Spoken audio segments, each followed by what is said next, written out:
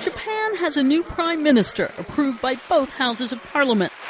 Yoshihiko Noda, who'd served as finance minister under the unpopular, now departed Premier Naoto Kan, bowed as fellow lawmakers gave him a long round of applause.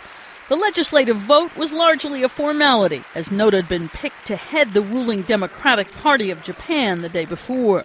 He's the country's sixth prime minister in 5 years. Political analyst Koichi Nakano attributes what he calls the revolving door phenomenon to the split control in parliament. The fact that the governing party does not have a majority in the upper house is really very damaging, because in Japan, according to the constitution, a bill doesn't become a law until it's passed in an identical form by both houses.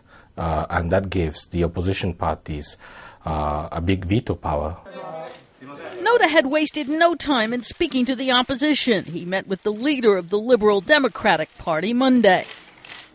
One analyst in Washington has pegged the 54-year-old as a moderate with a steady temperament and a reputation for fairness. His cabinet selection will show how he juggles factions within his own party. This Tokyo businessman says unifying the DPJ is a key step. Japan's new leader must also provide a vision and a strategy for the enormous task of rebuilding the country's northeastern coast after it was slammed by a massive earthquake and tsunami back in March, which also crippled the Fukushima Daiichi nuclear plant. Given his pressing problems at home, Noda will likely focus on disaster reconstruction and other domestic matters, including Japan's massive debt. But he could face trouble with China, not least over his past comments about convicted World War II leaders revered at the Yasukuni Shrine. When then Prime Minister Junichiro Koizumi used to visit the shrine, it triggered rage and a 5-year chill in relations between the two countries. In an editorial carried by the Xinhua news agency, China has already warned Noda against any similar visits. In the meantime, Noda says he's ready to face his challenges.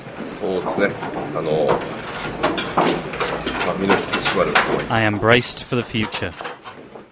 He could announce his cabinet choices as early as Wednesday. Karen Sloan, The Associated Press.